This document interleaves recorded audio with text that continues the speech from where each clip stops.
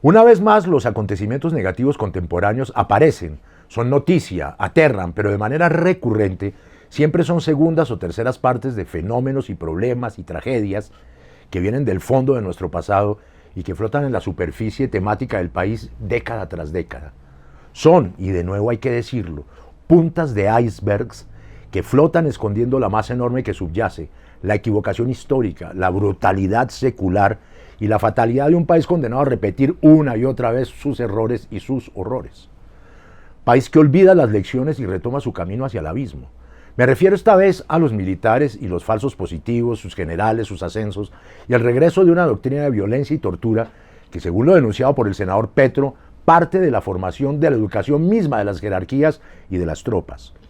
No creo que baste en estos casos culpabilizar a las instituciones armadas y sus jefes que han reciclado en tiempo de posconflicto la misma guerra de antes y las mismas prácticas que a veces redundan en delitos generalizados. El Ejército y la Policía de Colombia no están exentos de las peores influencias de los últimos 50 años de nuestra historia. En lo fundamental, entre una decadencia ética generalizada, el narcotráfico y la corrupción.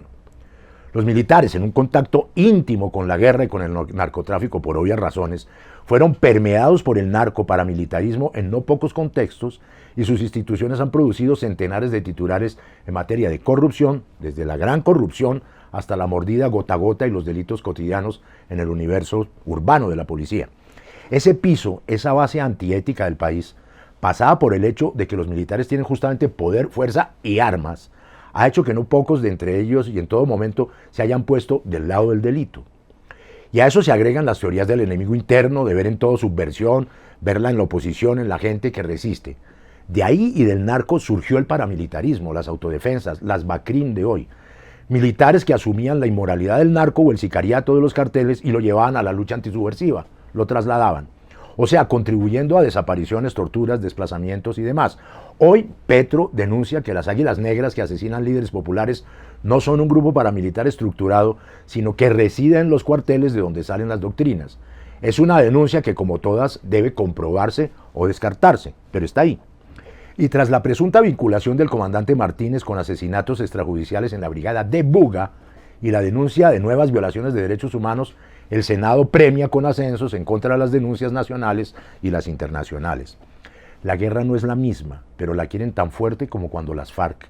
Si la guerra sucia no tenía justificación alguna en tiempo del conflicto generalizado, menos ahora desescalado ante la ausencia de las FARC. Y poco ayuda a la extrema derecha a la pacificación del país, llamando a la guerra y alineándose con esos sectores militares bonificados por la confrontación. Narco y corrupción no solo son el alimento de la guerra, sino su combustible. El tema de fondo es la cultura mafiosa de la guerra irregular, un tema ético de la nación y, claro, de los militares inmersos en ella en algunas ocasiones. No han dejado los extremos que las Fuerzas Armadas se adapten a la paz y que dejen de vivir la guerra para vivir la vida.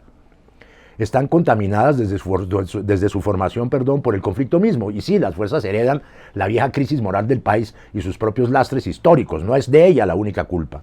Con un país con los valores al revés, narcoestructurado, la cosa no es fácil. Los mecanismos casi que programados, los horrores recurrentes que se olvidan, van a seguir saltando como resortes sin memoria hasta que una reforma profunda de la nación y una reconstrucción ética tengan lugar. ¿Cuándo?